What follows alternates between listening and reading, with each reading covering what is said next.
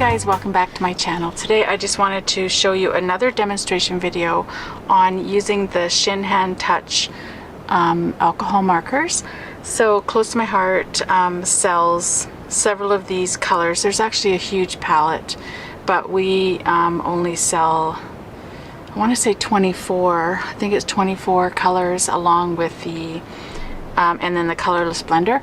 So I'm gonna basically color these 3 flowers, and I'm going to show you different, I guess a different order that you can color the flowers in. So basically the whole point of this video is to just to show you, like, there's different techniques on like how you color with alcohol markers, but you have to decide which one is easiest for you. So I'm just going to hopefully demonstrate some of your options, and you can then play with your own markers and see what you like. So the first flower that I'm going to color are with the cherry pink and the tender pink.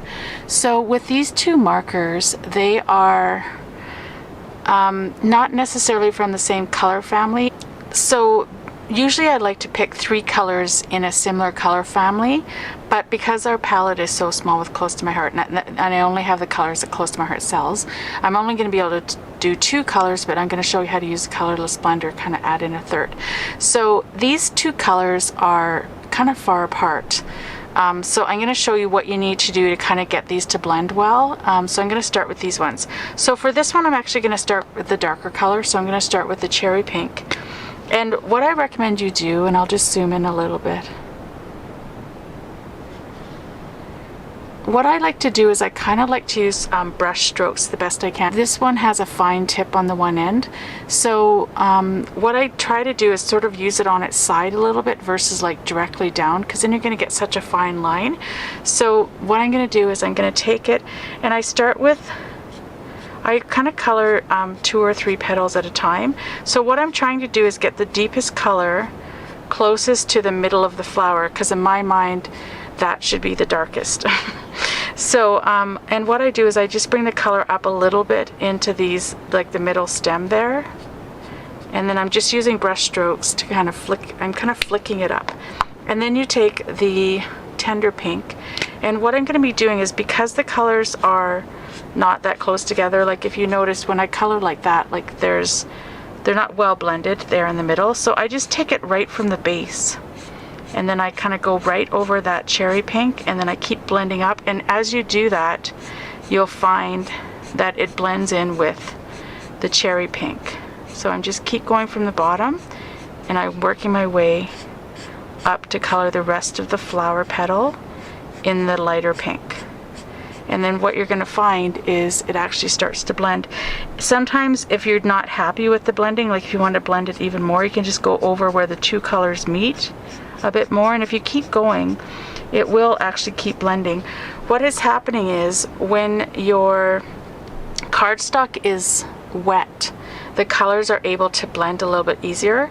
So when I first put on the cherry pink, it's just going to be wet where the cherry pink was laid down, but then as you add the tender pink over top, and then work your way up, and then work your way up into the rest of the petal, it's all going to be wet now. So this, by doing this, I'm going to be wetting the whole petal, and then once that's wet, I can kind of keep going over the spot, especially where the 2 colors meet, and it actually allows it to blend a bit more. So that's kind of the goal, is you need to get the image kind of saturated with the color so that it's wet, and then once you get to that point, you can start to blend the 2 colors a bit easier.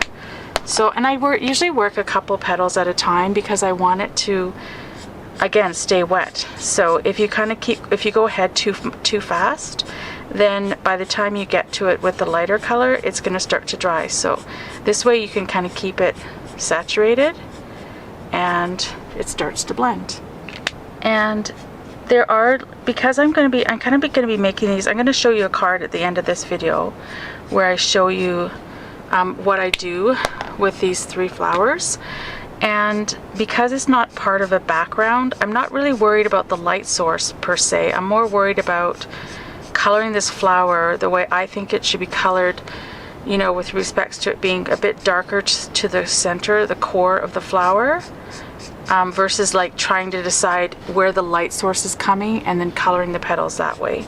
If it was part of the background, then I probably would color it more considering where the light source is, but because I'm not, they're just gonna be sort of flowers on their own, then I'm just gonna be coloring them each the same way.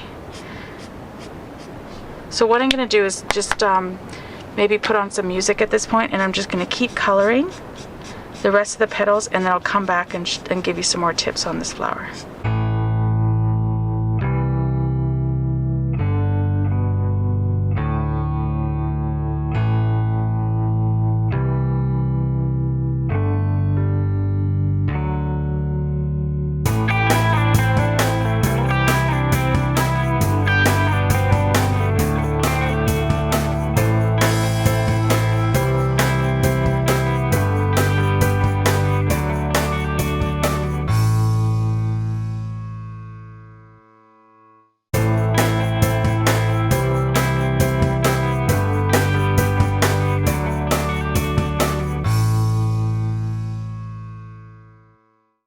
Okay, so now that I've colored the flower, I'm actually want it to be a bit darker than what it is. So once you blend the colors together, sometimes it really lightens up the darker color, and that's also because I went down lower with the lighter pink. I did go over top of the darker color, so it kind of almost blended it a bit too much. So what I'm going to do is go back in with the darker color, and I'm just going to be adding in some more depth to the petals. And then what I do in this case is when I go in with the lighter pink, I'm just going to be going over where the two colors meet versus bringing it all the way down, because I don't want to take that dark color away. So I'm just going over where the two colors meet, and again I'm using those strokes. And it's almost like, if you can think of it like you're dragging the color up or something. So I'm just going over where those two colors meet, and that allows me to kind of add some more depth. You can tell the difference between these petals that I just did and then the first ones that I did. So I'm just going to go ahead and do that for the rest of the flower.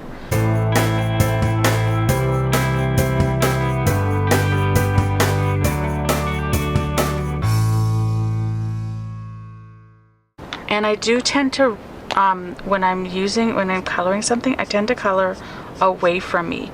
So I like the brush strokes to be going up. I just find it a little bit easier than pulling down, because I don't find I get the flicks as good when I do that. So I prefer to color these so that I'm creating the brush strokes or flicks away from me. And that just is what works for me. You might find that you prefer to have to color towards you, which is fine. And that's the whole point of this, is you need to practice and color and just see what works for you, and you're going to find that you do have preferences. So I should mention that I used the stamp set called A Budding Friendship, and the way the stamp set works is it has this large flower here that's just, you know, it's just basically an outline stamp, so that you have the ability to color it in if you want. We also have the inner stamp if you want to just use this as a two stamp process, but I want to color it myself. So I just use the outline stamp, and this one's called A Budding Friendship from Close to My Heart, and I stamped the image in archival ink. So that's what works the best, I find, with the Shinhan markers, is to stamp it in archival ink, the black, and also make sure you let it dry. So I let it dry for a while before I start to color. I did color one kind of close to when I stamped, and it started to run a little bit. So you do want to let it dry for a while. I would say, like, I just stamped them all, and then I went out for dinner, actually came back, and then I started to do it again.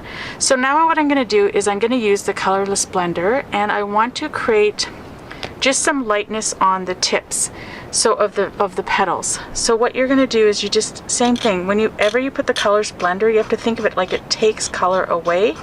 So I'm just kind of coloring just the tips, and I'm again using those flicking motions in towards the flower, and that's just going to lighten it up a little bit, because I don't have those three colors to work with. So this is a way sort of making it look like it's even more dimensional. So I'm hoping that you'll be able to tell that from the video, but I'm just going to go in. And what I find when you're using the Colorless Blender is sometimes you'll be like using it at first and it doesn't look like it's really doing anything, but if you just keep going over it, and then I find once it dries, you're going to see the technique a little bit better. So, and again, I'm using that same principle where I put the petals towards my body and then I kind of flick away from me. And again, I want to create that flicking motion because I don't want it to have like an obvious beginning or end where you're putting down the Colorless Blender, because then, I don't know, it just won't look as nice. So I'm just flicking it into the petal. And I think this is my last one. Okay, so that is the first flower that I wanted to show you. And now I'm going to move on to the next flower. Okay, so now I'm going to move on to the middle flower. So for these ones, I'm going to be using the two colors that Close to My Heart sells. And these ones, in my opinion, are not very close at all. So you have the lavender and the peony purple. So I'm going to show you what I do to kind of make these two work together. They don't blend very well near where the two colors meet. So I'm going to kind of show you what I did in order to sort of like the effect and be happy with the effect. So in this case, I'm going to start with the lightest color. So I'm going to lay down the peony purple, which is the lightest one. And what I'm going to do is I'm going to color in the whole petal in the lightest color.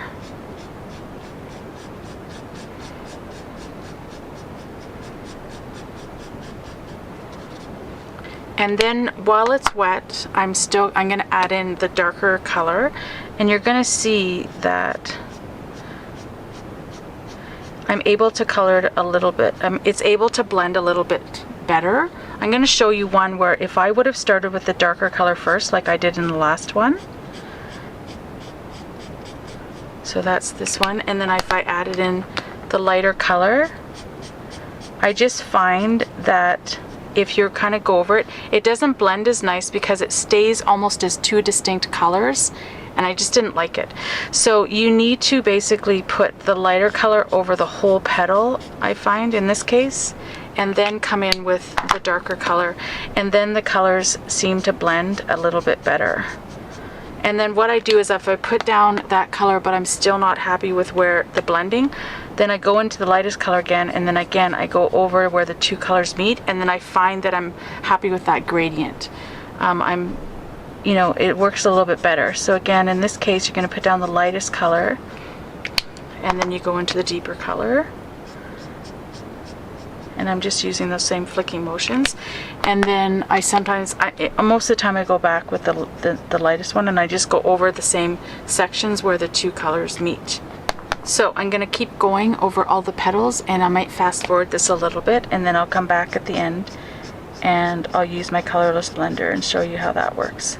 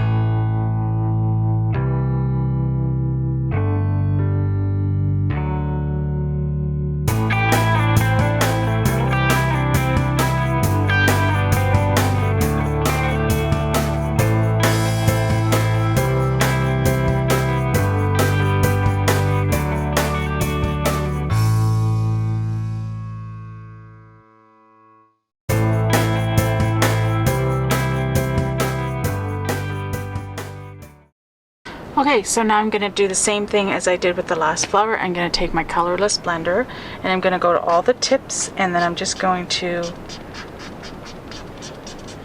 kind of get them wet and then flick away the color, and they're going to lighten up the tips.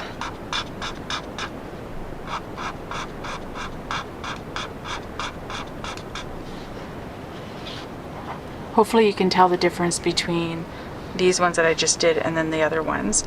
And I just find that it adds some dimension to the flower by having that tip be a little bit lighter. If I would have had 3 colors, I might have just done like a really light color as my base and then gone in with the medium and a darker color, and I still would have been able to create that sort of same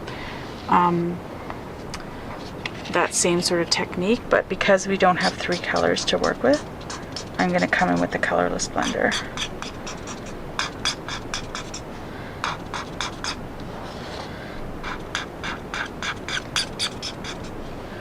Okay, so that is the second flower.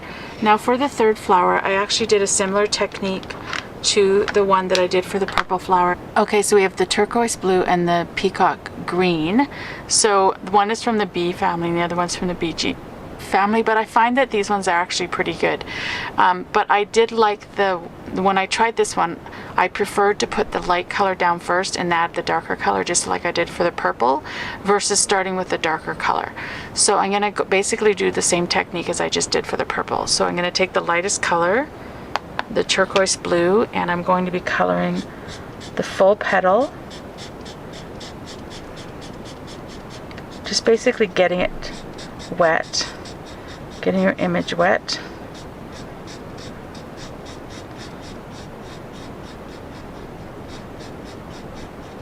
I'm not too worried about coloring outside the lines because I'm basically going to be cutting these flowers out to put them on my cards, so I don't have to worry about that too much, which also means I don't have to worry about bleeding.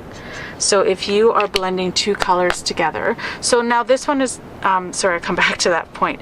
Now this one is interesting because with the purple I was able to put that darker shade on and it kind of blended fairly well, but these 2 colors don't. So for this, in this case, I have to go back always with the lighter color, and I just have to go over the areas where the 2 colors meet in order for them to blend a bit better. So with the purples I didn't have to do that as much, but for these ones I do. So what I was saying is, when you are blending 2 colors together and you're near the edge of an image, you have to be careful if you are not going to be cutting out that image, because that's when the colors can actually bleed outside of your image. So if you think about it, like your paper is wet, it's saturated with the colors, and then to allow you to blend. So when you're blending and adding these colors together, if you go too close to the edge, it'll start, the ink will actually go outside your lines. But in this case I don't have to worry about that, but you do have to be mindful of that when you're coloring some images where you're not going to be cutting them out, because then you're going to get inks outside the line. And if you do that, you just use the Colorless Blender. You kind of hold it near the outside of the image where you have color that went outside, and it'll sort of push the color back in. You kind of basically the whole thing about the Colorless Blender is it takes color away. So what it'll do is it'll start to take the color away from that part of the image, outside of the image, if you do get it. Oops, I started with the dark color. If you started with so if you start with the blender outside of the image, it'll start to just push the color back in. Alright, so I'm going to go ahead and finish coloring the rest of these petals the same way. Basically light, medium, and then, or light, dark, and then back to the light. And I'm going to come back once I finish the image. Okay, so I finished coloring the last flower, and what I found when I did this one is I used the lighter color first, and then I went over with the darker color, but then I went over with the lighter color again because I felt like it wasn't blending well enough to my liking. So the thing about using alcohol markers is that you can just keep going back and forth. So if you're not happy with how it's coming together, then you can just keep going over the image and trying to blend the 2 colors together until you get it the way you like it. So, and then I did use the Colorless Blender and the tips here. So for the middle of the flowers, I'm going to be just coloring them with 2 different colors of green. So I've got the leaf green and the sap green. here. So I'm going to start with the lighter color, which is the leaf green, and I'm just going to be coloring the whole thing in the lighter color, and then basically wherever there are the dots, or in this case this little kind of thing here, I'm just going to be putting the darker color over top, and I'm just going to be filling it in, and I'm just going to leave it like that. I'm not even going to blend it. Like, you could certainly blend it more if you'd like that, but I like the contrast, so I'm just going to leave that the way it is. So I did that to all three of the flowers, and then I'm going to show you how I made it into a card. So for this one, I've actually had this card in mind for over 6 months. I've been wanting to make this card. When I did a scrapbook layout last summer with using these markers and this stamp set in particular, I made this kind of bouquet of flowers like on the layout that I did, and I just, ever since then, I've been thinking I need to make that into a card. And I just wanted it to be simple. I'm the type of person who makes, when I make my cards, I go into a lot of detail. Anybody who knows me knows I put a lot of detail into my cards, but I just wanted something simple but still really pretty. So this is the card that I came up with. So I just, with the stems of the flowers, I took our washi tape. So we have washi tape that looks like this, and I just put it over a 1/2 inch piece of 1/2 by 12 inch piece of cardstock, and it fits perfectly. And then I basically cut it down to 4 inches, and then I cut this into 4s lengthwise to create these little stems. So that's what I used on the back of the flowers, and then I kind of bunched them together and put on this little bow here, and then I stamped the bottom with one of our thank you stamps. We have quite a few thank you stamps. And then I put some baubles on it. When I felt with the card, and again, I've talked about this before in my other videos, when I do a card layout or a scrapbook layout, I try to consider the balance in the card. So because there's so much going on with the bouquet of flowers here, I felt like the stamp on its own was not enough. So I added in the baubles to the right side, and again, I feel that that kind of balances the card out a little bit better by doing that. So I hope that you found this video helpful. Please let me know if you're interested in me doing any more coloring videos, or if you want me to slow down and color in like a lot more detail and show you what I'm doing versus speeding it up like I did in this video. Let me know, and give it a thumbs up if you want to see more videos of coloring, and I'll be happy to do that if you wanted to learn more from coloring, the way I sort of color and what I think about while I'm coloring and how I color it. So thank you so much for watching. Until next time, happy crafting. Thanks. Bye-bye.